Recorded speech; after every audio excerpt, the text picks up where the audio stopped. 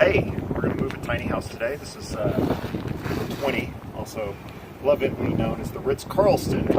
Carlston built it, but it's been sitting probably a year, year and a half, maybe 2 years, maybe longer. It's hard to say. It's been sitting a long time. Hooked up and used as a hotel room. There's a couple RV components in it, but I'm just going to cover the basics today on what you need and what you need to do. So first, you're going to need a hitch.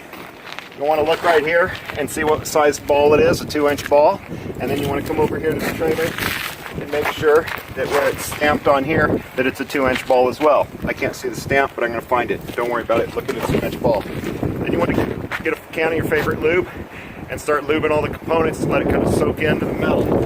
The hitch, this part that turns right here, come find some holes back here and spray it in. Little dab will do you. Just spray it in there.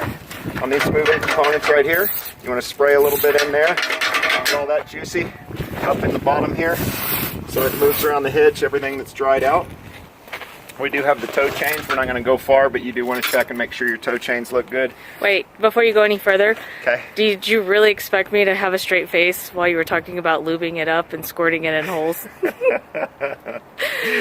Lube it. Okay. So then the other thing too is your jacks that stabilize. These happen to be mounted on here, but you want to squirt some lube in all the moving parts. You know, everything that moves. Just kind of loosely on the screw all the way around. There's 4 of them on this one. Make sure you do that. And then we're going to move into tearing it all down and everything else. So we can pause right there until we figure out what our next move is. Can we recap that lube part? Ready? Yep. So the next thing, you got to make sure you find your jack wrench thing. Sometimes these are mounted, sometimes they're not. It's all going to depend on your tiny house. In our case, these jacks are mounted. You go clockwise to tighten it up. And never mind, you go counterclockwise to loosen it up. But since angles on trailers, you do want to get it as high as you can.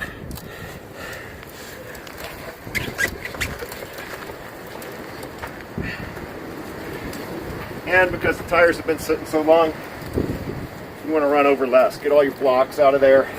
Don't let your tires run over stuff. It's bad for your tires. And then here, wheel chocks, bad for your tires. Check in there. See, we still have electric and water hooked up. Still got the sewer hooked up. We're going to have to deal with that. And then maybe you should go inside and show them. Get all your crap off the counter because you don't want it to fall. Yeah, I'm super glad we remembered it this time.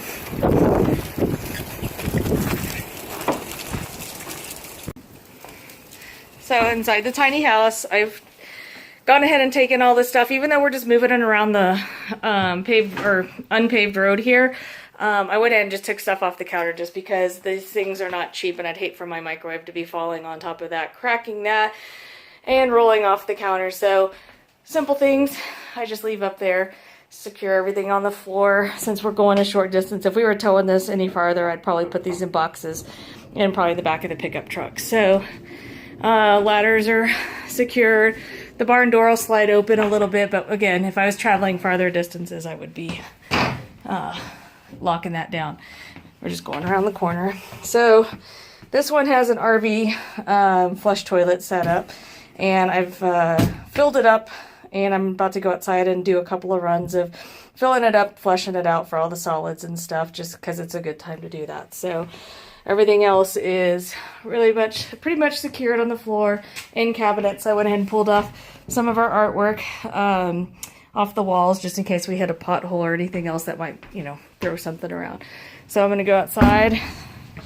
I think somebody got a little gung-ho and took the steps off a little too early, but it's marriage. You got to make compromises. But I love him. So pretty standard RV valve. I've pulled these a million times in my life already. And here the flush of the solid poo. I'll go back in and fill it up again and do it a few more times. So we just dumped probably my second run so far of filling up the tank. So this one bubbles up a lot. So there you go. So I'll just hold it open, fill up the toilet. This one fills up pretty fast, partly because I'm wondering if it's got lots of solids in there, which is freaking disgusting. So you want to pay attention, unlike what I was doing earlier and lost sight of filling it up. It almost overflowed. That was pretty gross. So, it's still filling up about the same rate. So either it's really full or the vent's bad. When moving tiny houses, you want to have as many cute dogs in your truck as possible. Hi guys. Good. Alright, once you're done with the water inside and needing the water for the tanks and flushing and all that, I like to get the water out because you don't want holes. So basically you turn it off at the main water line, which in this case we just use a hose. So it's just a typical, or kind of a common valve here, set up here. So I'm going to turn that off. This is a double valve setup. I don't really need to do both. And then we're going to go release the pressure inside. Can you go do that, please? Yeah. So you decided to go ahead and take the steps out a little early, maybe? Okay.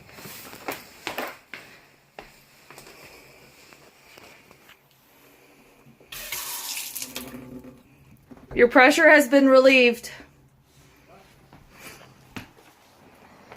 Your pressure has been relieved. All right, come on over here. I did goof something earlier, as I said, take the chocks off of the wheels. Don't take the chocks off the wheels until you got it hooked up to the truck. So we can edit that or just tell you right now, don't do that. It's a bad idea. So then over here, we're just going to disconnect the hose, which is a pretty common hose setup, winterizing stuff. And so in this case, looks like I might be able to get it with just a simple twist, like that. Now we did use a heated hose because we kept this one alive during the winter. And a heated hose is pretty simple as you plug the hose in. And this sensor right here is taped onto the hose to sense when it goes below about 40 degrees. Then it turns the heating element on inside the hose and then keeps the hose from freezing.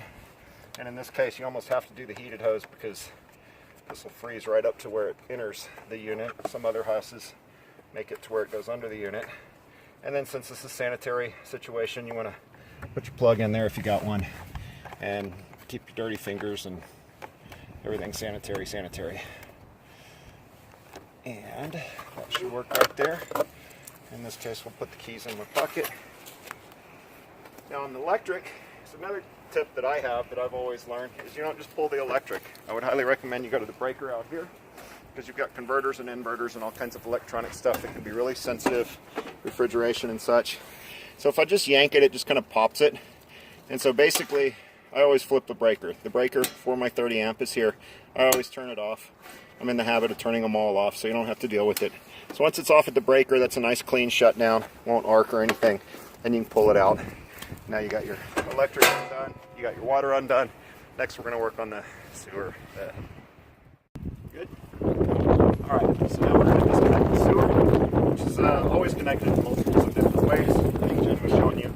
I like the valves. A lot of them, tiny homes, don't have the valves. So I can close that off, and that closes off, looks like to the toilet, maybe to the shower and sink as well. This system was kind of, doesn't have the venting proper or something like that. But anyway, we're going to, in this case, it's not the RV setup. What we did is we set it up with the hard pipe here, the PVC pipe, so it's more permanently mounted. But we then coupled it to the RV sewer system through a rubber fitting right here. And this is where it actually gets really gross. And I'm actually going to go get rubber gloves, but I'm going to loosen it up first. So we can pause there. Go ahead. Okay, so if you look down here, got the valve closed. My sinks do come in, and my shower comes in on the other side of the valve. So I'm only holding back my toilet with this valve. Got a rubber gasket right here, going to the more permanent plumbing right here. I see my angle isn't just right, so it might come out from down here. I don't want to get the poo on me, but I might have to, just at the sake of moving things along. So, oh, it's nice and loose already. So I'm going to go ahead and loosen this sleeve too.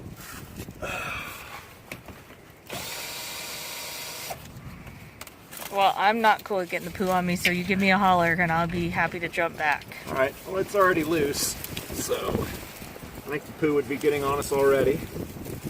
I'm in the wrong place though. I gotta get a different one because I'm on the opposite side of where the shower and sink drain.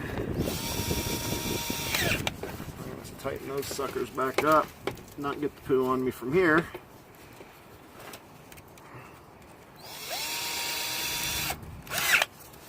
And then come back here. Looks like.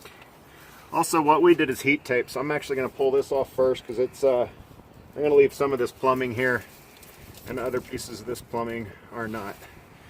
So I will be removing heat tape right here and up in there, and we'll be back. Maybe we should have that, huh? Yeah. All right, we back? Yep. So this is where I'm going to get the poo on me. Oh, Lord.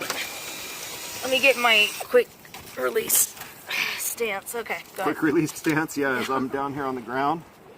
Nice. So the heat tape is theoretically out of the way.